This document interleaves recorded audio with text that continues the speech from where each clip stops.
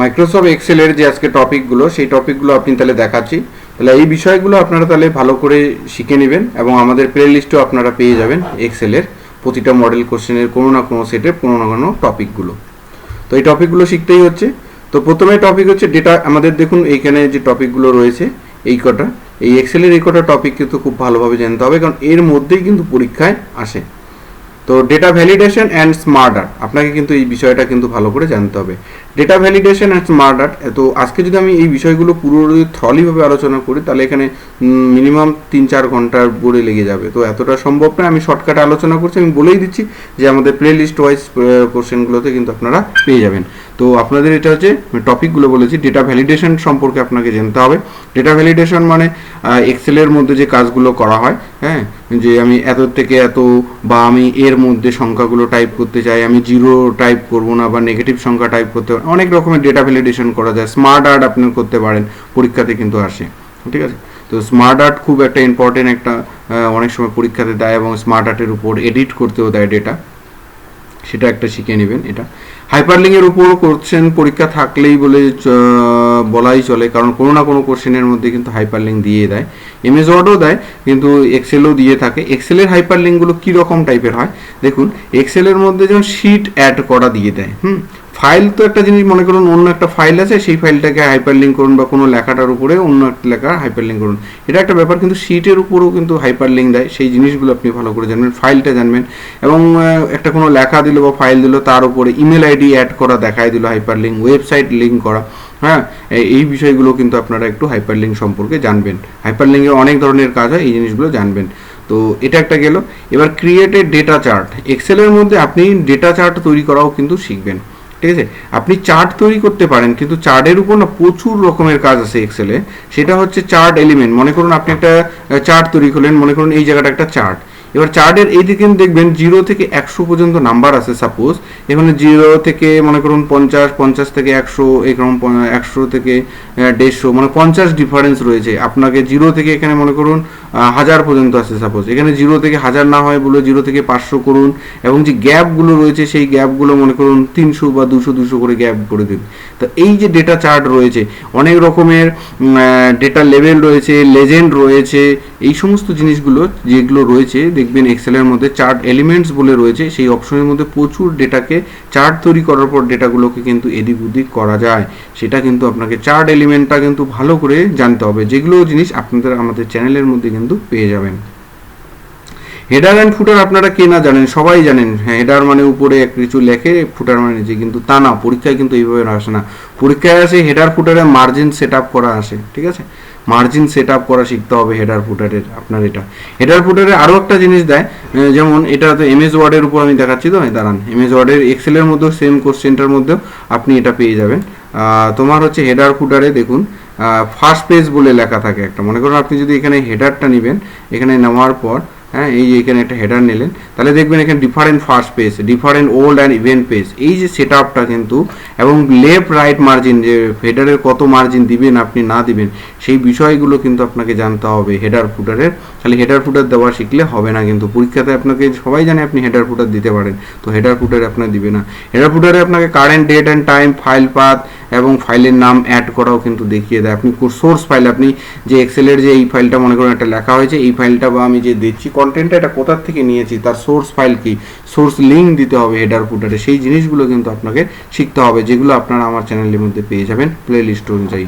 এবার এক্সেলে আবার টেবিল তৈরি করা। টেবিল তো কি পাবেন এক্সেলের মধ্যে, অলরেডি রো কলাম দিয়ে মনে করুন সেল দিয়ে বক্সে টেবিলটাই মনে করুন শিটটাই তৈরি করা থাকে। তো টেবিলের মধ্যে আপনাকে যেটা জানতে হবে, পাইভট টেবিল সম্পর্কে জানতে হবে। পাইভট টেবিল খুব একটা ইম্পর্টেন্ট একটা পার্ট এক্সেলের মধ্যে, সেটা ভালো করে জানতে হবে। এবং টেবিল ইনসার্ট অ্যান্ড ফরম্যাটিংটাও জানতে হবে, এবং alignment of a cell data, এগুলো সাধারণ জিনিস, এগুলো আপনাকে জানতে হবে। কিন্তু পাইভট টেবিলটা আপনারা কিন্তু ভালো করে শিখে নেবেন। আর ফরম্যাটিং, ইনসার্ট, টেবিল ফরম্যাটিং, এগুলো আপনারা জানেন ধরে নিলাম।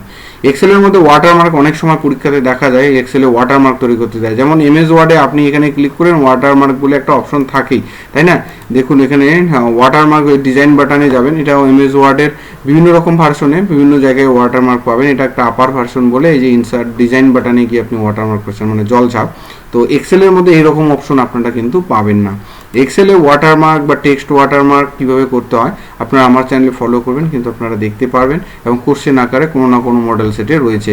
তো পরীক্ষাতে কিন্তু ওই রকমের জিনিসগুলো দেওয়া হয়, কিন্তু এক্সেলে দেখবেন ডাইরেক্ট ওয়াটারমার্ক বলে আপনি অপশন কিন্তু কোথাও পাবেন না। এবার আবার এক্সেলে এই ধরনের এইটার উপরে তো কোশ্চেনগুলো হয়েই থাকে, MS Excel formula and function. আমি এখানে অল্প কিছু ফাংশন লিখেছি এবং বাকিগুলো আমি মুখে মুখে আলোচনা করছি, হ্যাঁ, কারণ আমি যত আলোচনা করব প্রচুর লম্বা হবে ভিডিওটা। তো এই টপিকগুলো কিন্তু আপনাদেরকে কিন্তু ভালোভাবে শিখতে হবে এবং জানতে হবে। এইটা হচ্ছে মোস্ট ইম্পর্টেন্ট একটা part, MS Excel formula and function. এই ফাংশনের মধ্যে সাম আপনারা কে না পারেন, সবাই পারেন, কিন্তু সাম ইফের একটা ফাংশন রয়েছে, সাম ইফস একটা ফাংশন রয়েছে, প্রত্যেকটা আলাদা আলাদা ফাংশন রয়েছে। এভারেজ রয়েছে, এভারেজ ইফ রয়েছে, এভারেজ ইফস রয়েছে, কাউন্ট রয়েছে, কাউন্ট ইফস রয়েছে, কাউন্ট ইফ রয়েছে, হ্যাঁ, ম্যাক্সিমামের যেটা আছে ম্যাক্স রয়েছে, মিনিমাম রয়েছে।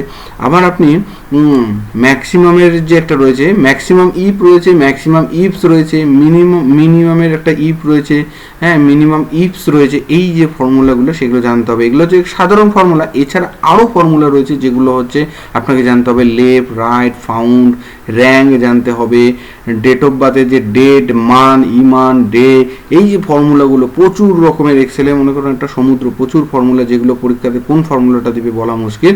সেই যত রকমের ফর্মুলাগুলো রয়েছে, মনে করেন এক্সেলে মনে করেন 5টা শিট রয়েছে, শিট 1-এ একটা রয়েছে, শিট 3-তে রয়েছে একটা, শিট 2-তে রয়েছে, শিট 4-এ গিয়ে যোগ বের করতে হবে। যে শিটের যে ফর্মুলা রয়েছে সেই ফর্মুলাগুলো, সমস্ত ফর্মুলা কিন্তু আমাদের এই যে প্লেলিস্ট যেগুলোতে আমি যে আলোচনা করছি, আমি যে আজকে যে টপিকগুলো আলোচনা, সবগুলো কিন্তু আপনি আমার প্লেলিস্টের যে কোশ্চেন সিরিজ রয়েছে এক্সেলে, সেইগুলো কোনো না কোনো ভিডিওর মধ্যে সবগুলো কিন্তু আপনারা পেতে থাকবেন, কোশ্চেন আকারে এবং মডেল সেট। এগুলো সবই কিন্তু অ্যাডভান্স লেভেলের। এই জিনিসগুলো খুবই ইম্পর্টেন্ট একটা পার্ট। এই জিনিসগুলো কিন্তু আপনাকে ভালো করে স্টাডি করতে হবে পরীক্ষার জন্য, কম্পিউটারে চাকরির পরিস্থার জন্য, কারণ কখন কোন সময় কোন কোশ্চেন মডেল কোশ্চেন দিয়ে দিবে বলা মুশকিল রয়েছে, ঠিক আছে। তারপর ফর্মুলার রয়েছে, ফর্মুলাতে এবং পার্সেন্টেজ বের করাও কিন্তু অনেক রকমের ফর্মুলা রয়েছে, ইনক্রিজ ডিক্রিজ পার্সেন্টেজ বের করা, ঠিক আছে, অনেক রকমের সুন্দর সুন্দর রয়েছে। তো এই জিনিসগুলো কিন্তু আপনাদেরকে অবগত করছি এবং এগুলো কিন্তু কিন্তু সুন্দর করে স্টাডি করতে হবে। এবং শর্টিং, ডেটা অ্যান্ড ফিল্টারিং যে রয়েছে সেটাও আপনাকে ভালোভাবে জানতে হবে। কাস্টম অ্যান্ড কন্ডিশনাল ফরম্যাটিং সেটাও কিন্তু আপনাকে জানতে হবে। ডেটা শর্টিং করা, ফিল্টারিং করা, এটাও জানতে হবে। কাস্টম এবং কাস্টমটা কিন্তু খুব ভালোভাবে জানতে হবে, হ্যাঁ। মনে করুন আপনি একটা সংখ্যা লিখলেন, সংখ্যার আগে 0 থাকবে, তাহলে কীভাবে কাস্টম করবেন? সংখ্যাটা ভ্যালু ডিক্লেয়ার করতে হবে, মানে নাম্বার হিসেবে ডিক্লেয়ার করতে হবে, তাহলে কাস্টম ছাড়া কিন্তু উপায় নেই, হ্যাঁ। বা কাস্টমের আগে কিন্তু টেক্সটও করতে পারেন, মনে করেন লিখবেন 50 টাকা লিখবেন, তার আগে RS কথাটা লাগাবেন, তাহলে কাস্টম ছাড়া উপায় নেই। কাস্টমের উপর কিন্তু এছাড়া প্রচুর রকমের রয়েছে টপিক, সেই জিনিসগুলো জানতে হবে। কন্ডিশনাল ফরম্যাটিংটাও কিন্তু সেম একটা অন্য রকম টাইপের। মনে করেন একটা টেবিল বানিয়েছেন, এত থেকে এত সংখ্যা হলে এত, তাহলে রেড কালার হবে, এত থেকে হলে গ্রিন কালার হবে, মানে ডেট বলুন, সংখ্যা বলুন, যেটাই বলুন, বা কোনো টেক্সট লিখলেন, এই টেক্সটগুলো ডুপ্লিকেট টেক্সট যদি সেম লেখা যেখানে যেখানে থাকবে সেগুলো মনে করেন এই কালার হবে, তাহলে ওটাকে বলা হয় কন্ডিশনাল ফরম্যাটিং। এটাও কিন্তু জানতে হবে, এটা পরীক্ষাতে কিন্তু এসে থাকে, হ্যাঁ। পেজ স্পেশালটাও কিন্তু আপনাকে খুব ভালোভাবে জানতে হবে। পেজ স্পেশালের উপর অনেক রকমের কাজ রয়েছে, যেমন একটা রয়েছে রো টেবিল, একটা মনে করুন ডেটা টেবিল রয়েছে, সেটাকে রোয়ের আকারে রয়েছে, ওটাকে কলাম আকারে করে নিতে হবে, বা কলাম রয়েছে ডেটাটা রোয়ের আকারে করে নিতে হবে। পেজ স্পেশালে মনে করুন আপনি এই লেখা লিখলেন, একটা স্পেস, এটা স্পেস, এই পেজগুলো কমানো পেজ স্পেশালদের মাধ্যমে করতে হবে। লুক আপ, ভ্যালু কাপ, এইগুলো কিন্তু আপনাকে ভালোভাবে ভ্যালু কাপও জানতে হবে, লুক আপও জানতে হবে, ঠিক আছে। এগুলো কিন্তু খুব একটা, মানে আপনারা যদি পরীক্ষায় স্টাডি করেন, মানে এইগুলো কিন্তু আপনি এড়িয়ে যেতে পারবেন না, কারণ এগুলো আপনাকে স্টাডি করতে হবে। এই জিনিসগুলো কিন্তু খুব ভালোভাবে এবং খুব সুন্দরভাবে শিখতে হবে। আর আমি বারবার বলছি না যে আমার চ্যানেলে এই প্লে লিস্টে গিয়ে দেখুন, ঠিক আছে। আপনারা আমার চ্যানেলে দেখবেন এবং সব এই যে যা ভিডিওগুলো আলোচনা করছি সবগুলোই আপনারা নিশ্চিন্তে পাবেন এবং স্টাডি করতে পারবেন, কোনো অসুবিধা হবে না। তো যাই হোক, এবার লাস্ট টপিক হচ্ছে রিমুভ ডুপ্লিকেট ডেটা এবং কনসোলেট ডেটা। এই জিনিসটাও কিন্তু আপনাকে ভালোভাবে শিখতে হবে। তো আজকের ভিডিওটা এতটুকু, এই এক্সেলের যে টপিকগুলো নিয়ে আলোচনা করলাম, এগুলো বাড়িতে বসে টাইপ করুন, স্টাডি করুন, শিখুন ভালো করে, হ্যাঁ। যদি কোনো অসুবিধা হয় আপনারা আমার চ্যানেলে ভিজিট করুন, দেখুন এই সমস্ত বিষয়গুলো নিয়ে আমি আলোচনা করছি এবং কোশ্চেন মডেলগুলো যে পরীক্ষাতে যে ধরনের এসে থাকে সেই বিষয়গুলো নিয়েও আলোচনা করছি।